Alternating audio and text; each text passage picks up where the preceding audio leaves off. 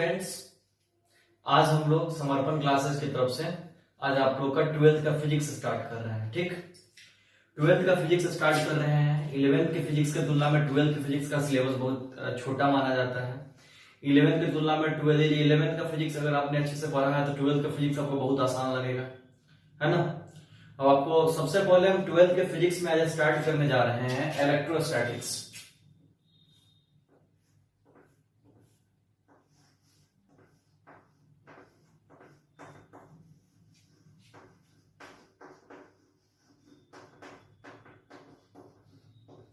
Electrostatics तो सबसे पहले बता दें कि 12th है तो 12th में तो आपको बोर्ड एग्जाम्स भी देना होगा। तो आपको बता दें कि इलेक्ट्रोस्टैटिक्स से बोर्ड एग्जाम्स में 8 मार्क्स कवर होते हैं।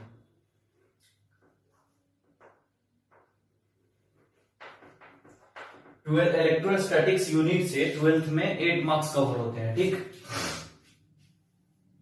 और आपको बता दें कि आईआईटी और नीट में इलेक्ट्रोस्टैटिक्स यूनिट से तकरीबन 4 या 3 क्वेश्चन के आसपास लगभग एवरेज पूछता है। एवरेज किसी साल 4-5 में पूछ देता है, किसी साल 2 भी पूछता है कि एवरेज हम बताएं। ठीक, आपको बता दें कि आपको अब 12th स्टार्ट कर रहे हैं तो आपको एनसीईआरटी बनाना होगा और हम 12th में हर टॉपिक वाइज डीपीपी बना दिए हैं। ठीक, तो हर टॉपिक वाइज आप लोग को डीपीपी भी बनाना पड़ेगा। ठीक है, अब आपको एक बात और बता दें कि इलेक्ट्रोस्टैटिक्स में आपको सबसे पहले एनसीईआरटी में 2 चैप्टर दिया है। एक दिया है इलेक्ट्रिक चार्जेस एंड पोटेंशियल और दूसरा चैप्टर का नाम दिया है इलेक्ट्रिकल कैपेसिटर और कैपेसिटेंस। और ये 2 चैप्टर को मिला के इलेक्ट्रोस्टैटिक्स नाम का यूनिट बनता है। मतलब कि एनसीईआरटी के अंदर इस यूनिट से 2 चैप्टर्स होंगे। ठीक, तो हम लोग दोनों मतलब हम टॉपिक वाइज जो पढ़ाएंगे तो जिस टॉपिक पे एनसीईआरटी से ये क्वेश्चन होमवर्क होगा वो भी दे देंगे और जेईई मेंस एडवांस और नीट के लिए जो सीट है आप लोग का बैच का वो भी हम प्रोवाइड कराते जाएंगे। और टॉपिक वाइज आपको अच्छे से पढ़ाई करना है। ठीक, एक बात न्यू स्टूडेंट्स के लिए बता दें कि जो बच्चे समर्पण में न्यू एडमिशंस लिए हैं केवल 12th के लिए, जो इन्होंने 11th में समर्पण क्लास में पढ़ाई नहीं की है, जैसे मान लो कि 40 बच्चे 45 बच्चे के आसपास पहले से पढ़ा थे और ऑनलाइन में 25-30 बच्चे ने जो अभी 12th के लिए एडमिशंस लिया है समर्पण क्लासेज में, तो उन बच्चों को मेरा सजेशन ये है कि सबसे पहले बच्चे आप एक चीज को ध्यान में रखिएगा कि जो लोग 11th की पढ़ाई अच्छे से करके नहीं आए हैं तो बेसिक्स बात सब अच्छे समझ में आएगा, लेकिन जब टॉपिक का लेवल बढ़ेगा, जब जेईई मेंस एडवांस लेवल में हम लोग जाएंगे तो वहां पे हो सकता है कि आपको कुछ दिक्कतें आएंगी। तो आप लोग को ग्रुप बना दिया गया है, अलग से न्यू ग्रुप बना दिया गया है न्यू स्टूडेंट्स के लिए। तो उस ग्रुप में आप लोग डाउट्स को डालेंगे और उसको टीचर्स, उस वक्त हर ग्रुप में हमने टीचर्स को ऐड कर रखा है। उस न्यू वाले ग्रुप में मेरे अलावा दीपक सर भी हैं आपको फिजिक्स में, तो वो आप लोग को जो डाउट्स आएंगे आप लोग को बताएंगे। और जो लोग 11th अच्छे से पढ़े हैं मेरे समझ में कहीं कोई डाउट नहीं आना चाहिए। ठीक है बच्चे, तब हम लोग पढ़ाई करते हैं और आपको कोशिश करते हैं कि अच्छे से क्लास की टाइप का फील दिला पाए। ठीक है, चलिए ध्यान दीजिए। इलेक्ट्रोस्टैटिक्स में आपको हम बता दें कि 2 पार्ट है। एक इलेक्ट्रोस्टैटिक्स 1 बना के हम पढ़ाएंगे और एक इलेक्ट्रोस्टैटिक्स 2 में हम कैपेसिटर के बारे में पढ़ाएंगे और बाकी कैपेसिटर के अलावा जितना इलेक्ट्रोस्टैटिक्स का पोर्शन है सब हम 1 में पढ़ा देंगे। ठीक, तो पहले चैप्टर को शुरू करते हैं। तो इलेक्ट्रोस्टैटिक्स बच्चे 2 वर्ड से मिलकर बनता है। एक वर्ड को हम लोग बोलते हैं इलेक्ट्रो, एक वर्ड को बोलते हैं इलेक्ट्रो और दूसरे वर्ड को बोलते हैं स्टैटिक्स। इलेक्ट्रोस्टैटिक्स कितने वर्ड से मिलकर बना? 2 वर्ड से। एक वर्ड को क्या बोले? इलेक्ट्रो और दूसरे वर्ड को क्या बोले? स्टैटिक्स। इलेक्ट्रो का मतलब होता है चार्ज। इलेक्ट्रो का मतलब क्या होता है? चार्ज। और स्टैटिक्स का मतलब होता है रेस्ट। स्टैटिक्स का मतलब क्या होता है? रेस्ट। यानी आपको दिमाग में रखना है कि इलेक्ट्रोस्टैटिक्स का मतलब होता है चार्ज इन रेस्ट। इलेक्ट्रोस्टैटिक्स का मतलब होता है चार्ज इन रेस्ट। मतलब क्या कहा गया कि इलेक्ट्रोस्टैटिक्स हमारे फिजिक्स का एक ऐसा ब्रांच है, इलेक्ट्रोस्टैटिक्स हमारे फिजिक्स का एक ऐसा ब्रांच है जिसमें हम चार्ज के रेस्ट पोजीशन के बारे में पढ़ते हैं, चार्ज के रेस्ट नेचर के बारे में पढ़ते हैं, उसको हम लोग इलेक्ट्रोस्टैटिक्स बोलते हैं। मतलब आपको दिमाग में रखना है कि जब तक ये यूनिट चलते रहेगा मेरा चार्ज किस पोजीशन में होगा? रेस्ट में होगा। मतलब चार्ज का नेचर रेस्ट का होगा। और वही चार्ज को जब हम लोग मूव कराने लगेंगे, इसी चार्ज को जब हम लोग मूव कराने लगेंगे तो वहां से आपका करंट स्टार्ट हो जाएगा। क्या स्टार्ट हो जाएगा? करंट। और ये पूरा पोर्शन कहलाता है इलेक्ट्रोमैग्नेटिज्म। जिसके अंदर आपको इलेक्ट्रोस्टैटिक्स, करंट और मैग्नेटिज्म 3 बड़ा चैप्टर पढ़ना है 12th में। ठीक, मतलब फिर से बता दें कि इलेक्ट्रोस्टैटिक्स मेनली कितने वर्ड से मिलकर बना? 2 वर्ड से। एक वर्ड इलेक्ट्रो, दूसरा वर्ड स्टैटिक्स।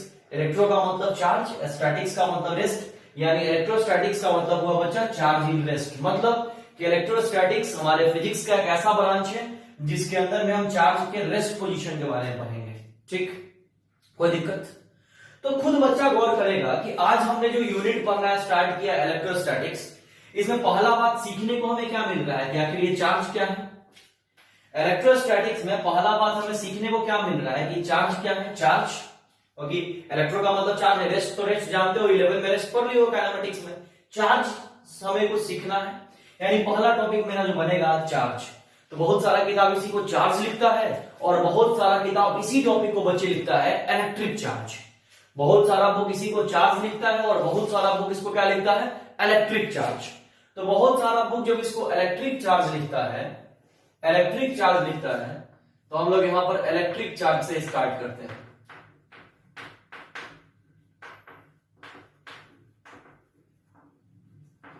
आप लोग पहले इसको नोट करके जल्दी से हटा दो, स्क्रीन को पॉज करो, खुद से लिख लोगे, इस समय टाइम लॉस नहीं करना है। अब आज हम लोग पहला टॉपिक स्टार्ट करेंगे इलेक्ट्रिक चार्ज। चार्ज बोलो या इलेक्ट्रिक चार्ज बोलो, बात वही है। ठीक, तो तुमको बता दे बच्चा कि इलेक्ट्रोस्टैटिक्स 2 वर्ड से बना है। इलेक्ट्रोस्टैटिक्स इसका मतलब चार्ज, इसका मतलब रेस्ट, यानी चार्ज इन रेस्ट। तुमको बता दे कि चार्ज के बारे में बहुत सारे किताब में तुम देखोगे, जो नॉर्मल किताब से, छोटे मोटे किताब से हैं, तो उसमें चार्ज को अच्छे से एक्सप्लेन नहीं किया है। उसमें चार्ज को अच्छे से एक्सप्लेन नहीं किया गया है। उसमें आपको नॉर्मली बस बताया गया है कि ये चार्ज है, इसको इससे डिनोट करते हैं। लेकिन अब हम बात करते हैं कि आखिर चार्ज क्या है। हम आपको चार्ज का यहां से डिफिनेशन भी बताते हैं, कैसे चार्ज आया नहीं आया, उसके बारे में भी हम चर्चा करते हैं। ठीक, तो हेडिंग हमने बना लिया है इलेक्ट्रिक चार्ज। तो इलेक्ट्रिक चार्ज में सबसे पहले देखो, हम आपको बताना स्टार्ट करते हैं। सबसे पहले गौर करो, जो हम बताना स्टार्ट करते हैं, इस नेचर में जो फंडामेंटल पार्टिकल्स हैं वो मेनली 3 है। एक इलेक्ट्रॉन, दूसरा प्रोटॉन और तीसरा न्यूट्रॉन। आप पढ़े हैं कि इस नेचर में फंडामेंटल पार्टिकल्स मेनली 3 है। एक इलेक्ट्रॉन, दूसरा प्रोटॉन और तीसरा न्यूट्रॉन। तो शायद आपने पढ़ा होगा कि न्यूट्रॉन पे जितना पॉजिटिव होता है उतना ही निगेटिव होता है।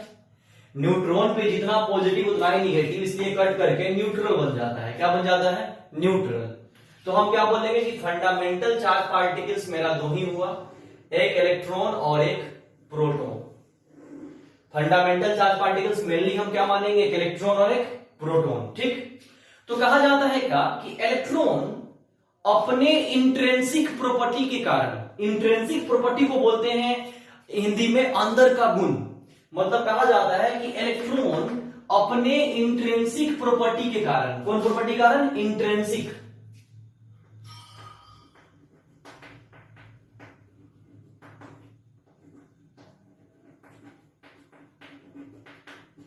मतलब कहा जा रहा है क्या बच्चे, सुनना, कि इलेक्ट्रॉन अपने इंट्रिंसिक प्रॉपर्टी के कारण प्रोटॉन के ऊपर इलेक्ट्रिक फोर्स लगाता है। क्या लगाता है? Electric force. ठीक, फिर क्या कहा जाता है कि प्रोटॉन भी अपने अंदर के गुण के कारण इलेक्ट्रॉन के ऊपर इलेक्ट्रिक फोर्स लगाता है। मतलब अंदर के गुण को हम लोग बोलते हैं इंट्रिंसिक प्रॉपर्टी।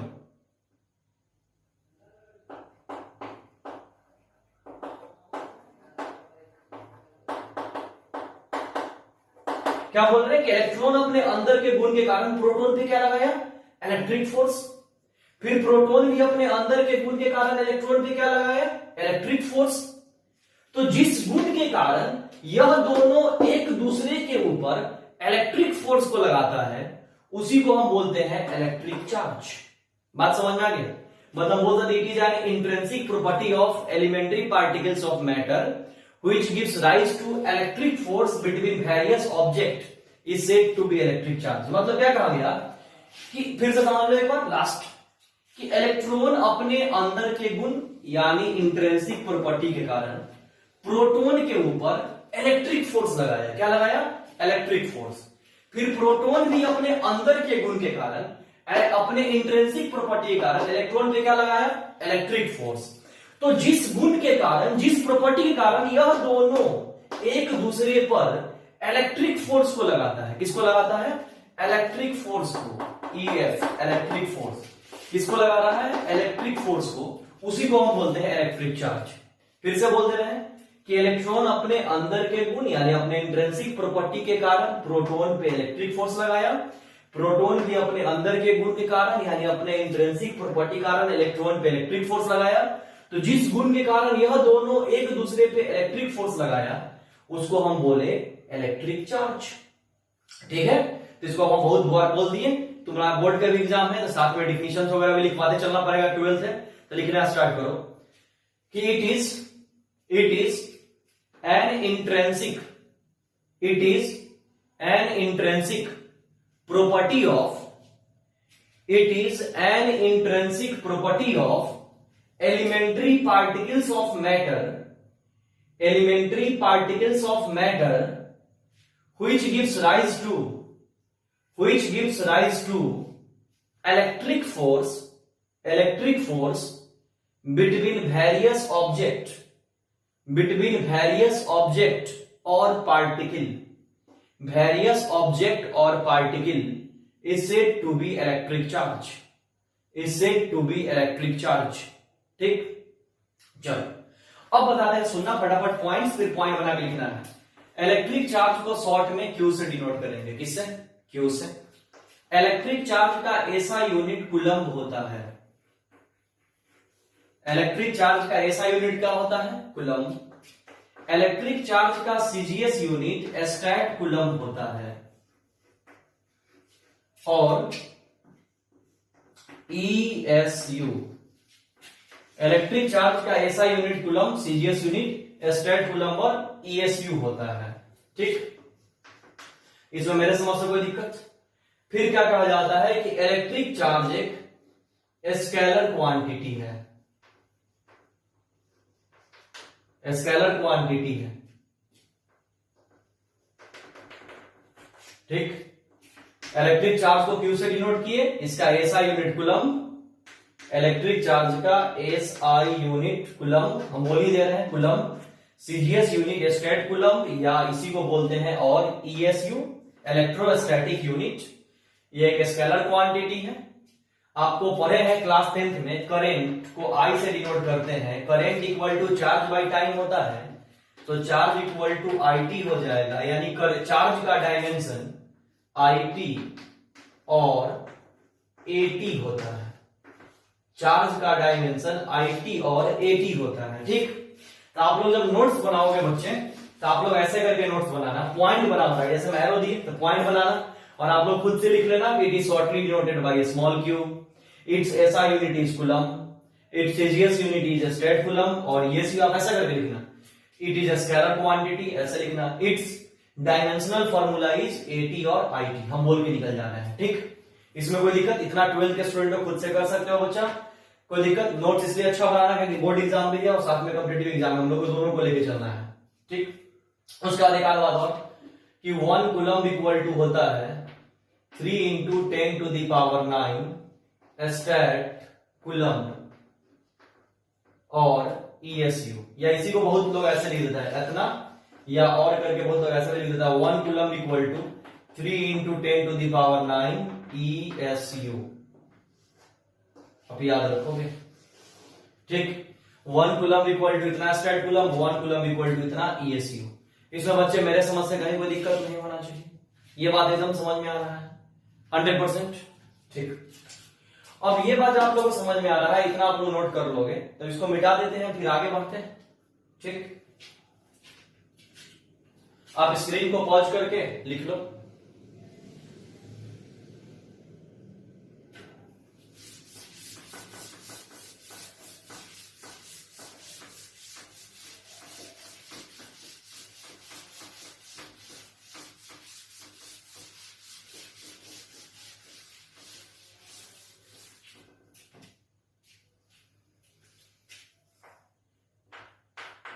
अब बात उठ रहा है कि चैप्टर का नाम है इलेक्ट्रोस्टैटिक्स, इलेक्ट्रो मतलब चार्ज, स्टैटिक्स मतलब रेस्ट, मतलब चार्ज इस चैप्टर में रेस्ट में होगा। तो मान लो कि अगर ये हमने क्या लिखा क्यू, तो तुम बोलोगे सर क्यू, क्यू का मतलब क्या हुआ, तो चार्ज, क्योंकि हमने बोला है कि चार्ज को शॉर्ट में किसे डिनोट करते हैं, क्यू, और ये चार्ज किस पोजीशन में होगा, अभी तो चार्ज रेस्ट में होगा। किस में होगा? रेस्ट। तो याद रखिएगा कि चार्ज जब भी रेस्ट में होता है तो ये अपने चारों तरफ एक इलेक्ट्रिक फील्ड को जनरेट करता है। किसको जनरेट करता है? Electric field.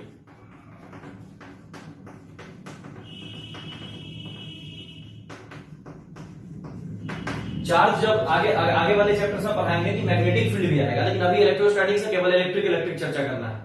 यानी क्या बोल रहे हैं कि चार्ज जब भी रेस्ट में रहता है तो अपने चारों तरफ इलेक्ट्रिक फील्ड को जनरेट करता है। ये सब के बारे में आगे पढ़ेंगे। सारा कहानी चार्ज से ही शुरू होता है। कोई दिक्कत? तो इस पॉइंट को भी बना के लिख ले कि charge in rest produces electric field around it. कोई दिक्कत? ये बात आप लोगों को समझ में आ रहा होगा। ठीक, इसको भी पॉइंट बना के लिख दे कि charge in rest produces electric field around it. इसके बाद अब बताते हैं, सुनना है कि एक अमेरिकी वैज्ञानिक थे। अमेरिकी वैज्ञानिक का नाम था बेंजामिन फ्रैंकलिन। अमेरिकी वैज्ञानिक थे जिनका नाम था बेंजामिन फ्रैंकलिन। तो बेंजामिन फ्रैंकलिन साहब ने चार्ज को दो पार्ट में क्लासिफाई किया। मतलब फ्रैंकलिन साहब ने बताया कि चार्ज को मेनली दो पार्ट में बांटा गया।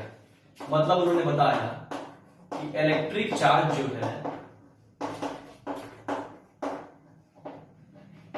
फ्रैंकलिन साहब ने बताया कि इलेक्ट्रिक चार्ज जो है उसको दो पार्ट में बांटा गया। एक जिसको बोला गया पॉजिटिव चार्ज।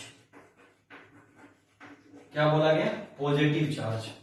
और दूसरा जिसको बोला गया निगेटिव चार्ज। इलेक्ट्रिक चार्ज को मेनली बच्चे कितने भाग में बांटा गया? दो भाग में। एक को क्या बोला गया? पॉजिटिव चार्ज, और दूसरे को क्या बोला गया? Negative charge. ठीक, अब बात उठता है कि पॉजिटिव चार्ज क्या होता है। तो बोला गया कि वैसा चार्ज जो इलेक्ट्रॉन का लॉस करता है, मतलब इलेक्ट्रॉन किसी को देने का काम करता है। मान लो अगर हम ही किसी को खून देते हैं तो हम खून डोनेट कर रहे हैं, डोनर हुए, और जो खून अगर मान लो किसी को जरूरी होता है वो लिया तो एक्सेप्टर हुआ। वैसे ही चार्ज में कि पॉजिटिव चार्ज का मतलब है कि it appears due to loss of electron.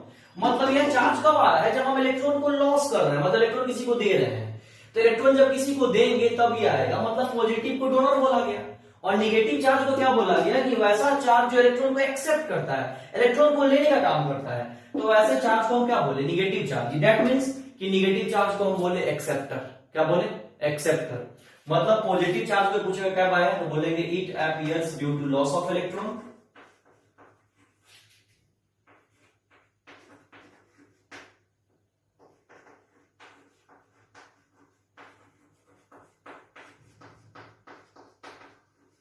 It appears due to loss of electron, और इसको बोले डोनर। और निगेटिव कब हुआ? तो गेन ऑफ इलेक्ट्रॉन, इलेक्ट्रॉन को लेने का काम किया। मतलब it appears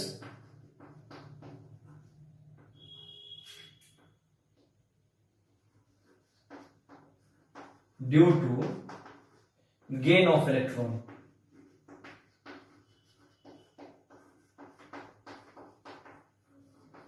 it appears due to gain of electron. हो गया। और इसको क्या बोले? एक्सेप्टर। ठीक, ये भी बात समझ में आ गया। ये पॉजिटिव चार्ज भी होता है और एक निगेटिव चार्ज भी होता है। ठीक, इस सब में मेरे समझ से कोई दिक्कत नहीं होगा। तो इसके आधार पे एक बेसिक बात पढ़ाया गया।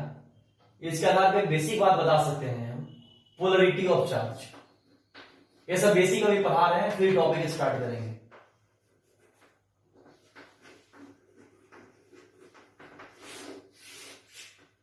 तो वे पूछेगा पोलरिटी ऑफ चार्ज क्या होता है, तो आप जवाब देना। जैसे मान लो यहां पर क्या लिखा हुआ है। अब हम जान गए कि चार्ज का यूनिट कूलम होता है, और चार्ज दो तरीके का है, पॉजिटिव चार्ज और एक निगेटिव चार्ज। तो हम बात क्या कर रहे हैं कि मान लो कोई लिखा +5 कूलम, कूलम यूनिट है, -7 कूलम, +4 कूलम, -3 कूलम, +15 कूलम। मान लो बहुत सारा चार्ज दे दिया। तो बहुत सारा चार्ज दे दिया तो बता, जैसे ये वाला पॉजिटिव हुआ, ये वाला पॉजिटिव हुआ, ये वाला पॉजिटिव हुआ, और ये सब, ये दोनों क्या है? निगेटिव है। तो ये पूछता है कि पोलरिटी ऑफ चार्ज क्या होता है। तो आप जवाब देना कि पोलरिटी ऑफ चार्ज हमारे चार्ज का एक ऐसा प्रॉपर्टी है। पोलरिटी ऑफ चार्ज हमारे चार्ज का एक ऐसा प्रॉपर्टी है, एक ऐसा गुण है जो हमें यह बताता है कि चार्ज या तो पॉजिटिव होगा नहीं तो निगेटिव होगा। याद रहा कि पोलरिटी ऑफ चार्ज, चार्ज क्या एक ऐसा प्रॉपर्टी है जो हमें बताता है कि चार्ज या तो पॉजिटिव होगा नहीं तो क्या होगा, निगेटिव होगा। इसी को हम क्या बोलेंगे, पोलरिटी ऑफ चार्ज। क्या बोलेंगे बच्चे, पोलरिटी ऑफ चार्ज। कोई डाउट, ये बात भी समझ में आ गया आपको? ठीक है, अब यहां से हम चार्ज के बेसिक प्रॉपर्टी को स्टार्ट करेंगे, जो मेन टॉपिक है अभी। वहां से आपको क्वेश्चंस वगैरह भी मिलेंगे, आपको आईआईटी में पूछा हुआ क्वेश्चन पे बताएंगे, मजा आ जाएगा पढ़ के। अब यहाँ पहले बेसिक इतना हो गया, अब हेडिंग बनाना है यहां से, बेसिक प्रॉपर्टीज ऑफ चार्ज।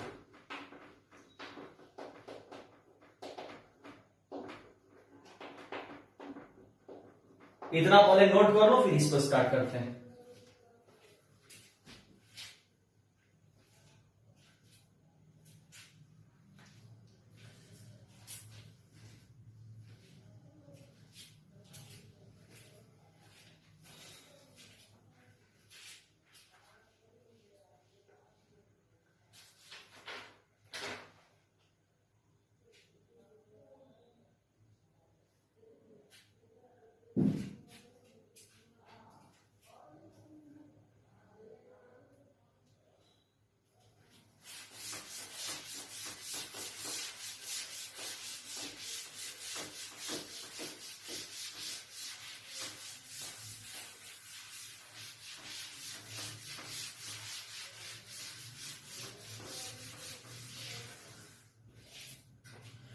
तो बेसिक प्रॉपर्टीज ऑफ चार्ज में सबसे पहला बात करेंगे कंजर्वेशन ऑफ चार्ज।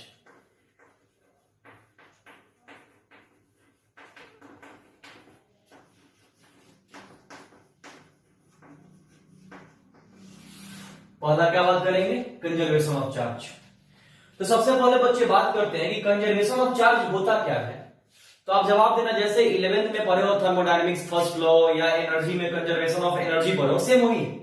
जैसे वहां पढ़ाया गया था कंजर्वेशन ऑफ एनर्जी में कि energy can neither be created nor be destroyed, it is transfer from one body to another body. मतलब एनर्जी ना उत्पन्न होता है ना समाप्त होता है, एनर्जी बस एक बॉडी से दूसरे बॉडी में ट्रांसफर होता है।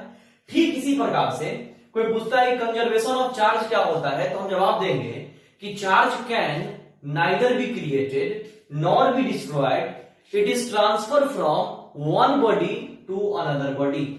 मतलब चार्ज न उत्पन्न होता है न समाप्त होता है, बस ये एक बॉडी से दूसरे बॉडी में ट्रांसफर होता है। इसी को बोलते हैं कंजर्वेशन ऑफ चार्ज। ये हुआ थ्योरी वाला डिफिनेशन, ठीक, कि चार्ज न उत्पन्न होता है न समाप्त होता है, ये एक बॉडी से दूसरे बॉडी में ट्रांसफर होता है। इसी फिनोमेना या इसी प्रॉपर्टी को क्या बोलते हैं, कंजर्वेशन ऑफ चार्ज।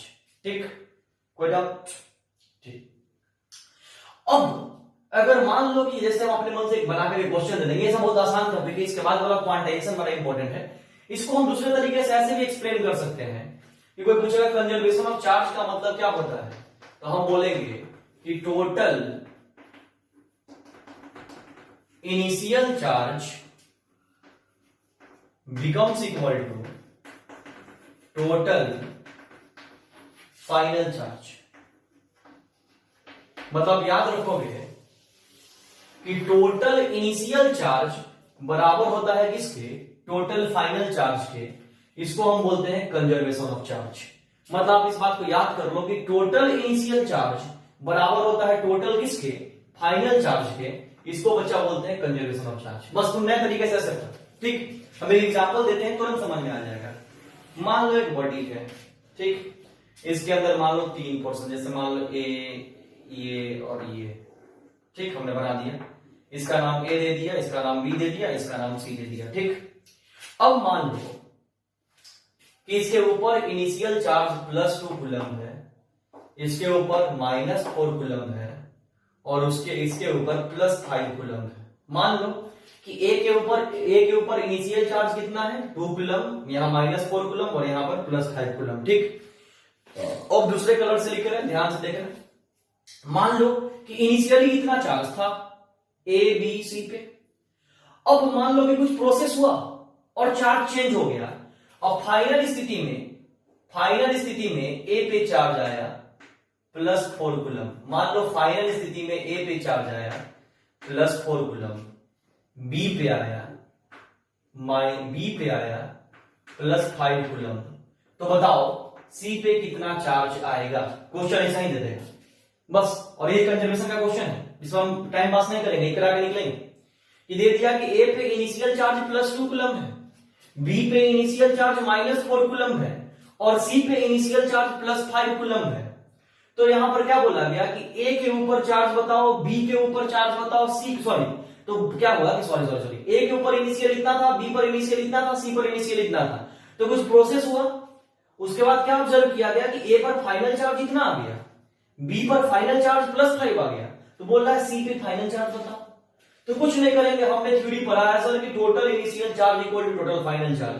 इस थ्योरी को आपने यूज कर लेंगे। टोटल इनिशियल क्या है, +2 -4 और +5 अब बराबर टोटल फाइनल क्या क्या है, तो +4 +5 और सी के लिए तो फाइनल चार्ज इसका नहीं पता है तो लिख ले Q of c of final, मतलब यहां पर सी के फाइनल चार्ज को QF मान ले फाइनल चार्ज। क्या होगा जो 5 2 7 7 में से 4 गया 3 कूलम, 5 2 7 में 4 गया 3 कूलम और इधर क्या बचा 4 5 9 प्लस मान लो इसको फाइनल चार्ज नहीं पता है, हमने x मान लिया, QF क्या लिखोगे x मान लो, x का वैल्यू निकाल दो। तो क्या होगा 9 कूलम प्लस x, तो क्या हो जाएगा, इसको इधर ले जाओगे तो 3 coulomb -9 coulomb equal to x, यानी क्या आएगा -6 कूलम। आराम से निकल गया। तो इसका आंसर क्या हो जाएगा -6 कूलम, ये हमारा आंसर हो जाएगा। समझ में आ गया बच्चे, कोई दिक्कत? उम्मीद करें कि इतना तोड़ के पढ़ा रहे हैं, आपको पढ़ने में मजा आ रहा होगा। ठीक है, जो न्यू एडमिशंस भी हैं उनको भी दिक्कत नहीं हो रहा होगा। कंजर्वेशन ऑफ चार्ज का मतलब क्या हुआ, total initial charge equal to total final charge. इसमें कोई डाउट? चेक। चलिए इसको आप नोट करो। अब बहुत इंपॉर्टेंट टॉपिक स्टार्ट करते हैं, जल्दी इसको नोट करके हटाओ।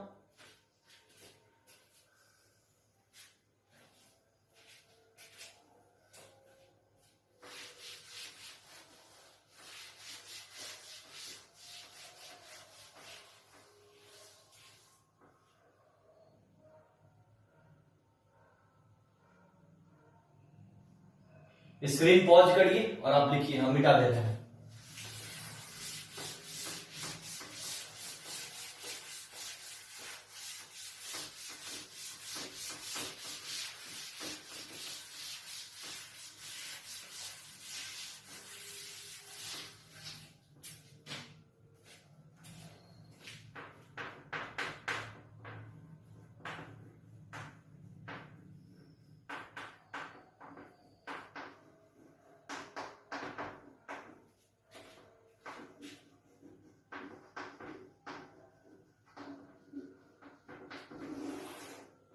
अगला हेडिंग है बच्चा quantization of charge.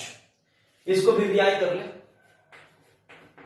Board exam के लिए भी और आईआईटी के लिए भी, क्योंकि इससे आईआईटी ने भी क्वेश्चन पूछा है और आपके बोर्ड सीबीएसई बोर्ड ने भी इससे क्वेश्चन पूछा है। अब कैसे पूछा है, क्या पूछा है, ये क्या है, इसको अच्छे से एक्सप्लेन करेंगे। पहले हेडिंग बना ले quantization of charge, QUANTIZATION, quantization of charge. ठीक है, चलो ध्यान दो। इसको बताने के पहले बच्चा हम कुछ बात करेंगे तुमसे, एक टॉपिक जो क्लास 6 7 के मैथ में तूने पढ़ा था, इंटीजर। तो मैथ वाले सर ने ऐसे पढ़ाया होगा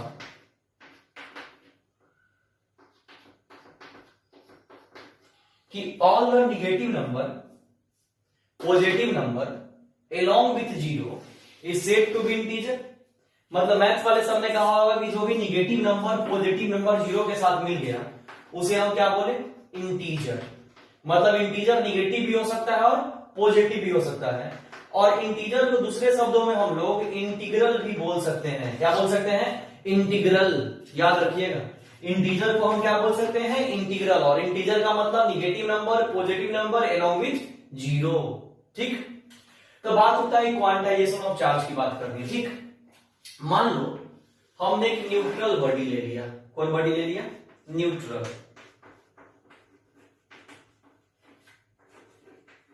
न्यूट्रल बॉडी का मतलब कि जितना पॉजिटिव होगा उतना ही निगेटिव होगा, जितना पॉजिटिव होगा उतना ही क्या होगा, निगेटिव होगा। इसलिए इस बॉडी को हम क्या बोल रहे हैं, न्यूट्रल बॉडी। ठीक, ये इंटीजर का बात समझ में आ गया कि निगेटिव पॉजिटिव होगा जीरो के साथ, उसको इंटीजर बोलेंगे। इंटीजर को इंटीग्रल बोल सकते हैं। क्या बोल सकते हैं, इंटीग्रल। ठीक, चलो अब इधर ध्यान दें। मान ले बच्चा कि यहां पर हमने न्यूट्रल बॉडी लिया। न्यूट्रल बॉडी का मतलब कि जितना पॉजिटिव उतना ही निगेटिव, तो न्यूट्रल। ठीक, अब देख कहानी स्टार्ट करते हैं। ये न्यूट्रल बॉडी ही था। अब इस न्यूट्रल बॉडी से अगर हम +7 कूलम्ब का चार्ज बाहर निकाल ले, कितने कूलम्ब का चार्ज? +7 कूलम्ब का, तो इसके अंदर कितना चार्ज बचेगा? तो सीधा बात होशियार बच्चा को बोलेगा सर -7 कूलम्ब, क्योंकि पहले न्यूट्रल था, मतलब जितना पॉजिटिव था उतना ही निगेटिव था। लेकिन अब हमने +7 को बाहर निकाल लिया, तो इसके अंदर बचा कितना? -7 कूलम्ब। अब मान लो ऐसे ही हम बोले कि अब मान लो इस बॉडी से अगर हमने 7 कूलम्ब की जगह मान लो कि 5 कूलम्ब बाहर निकाला होता, +5 कूलम्ब, तो इसके अंदर बचता कितना? -5 कूलम्ब। वैसे ही अगर हम इसे बाहर की तरफ अगर निकालते 8 कूलम्ब +8 कूलम्ब, तो इसके अंदर क्या बचता? -8 कूलम्ब। ठीक इसी प्रकार से अगर इसके अंदर से अगर हम +ne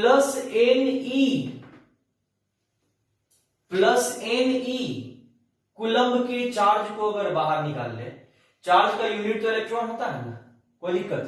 मान लो 7e चार्ज को बाहर निकाला तो बचा कितना? -7e। मान लो ऐसे करके कूलम्ब ना हटा, मान लो कि 7e चार्ज को बाहर निकाला तो बचेगा कितना? -7e। मान लो +5e को बाहर निकाला तो बचा कितना? -5e।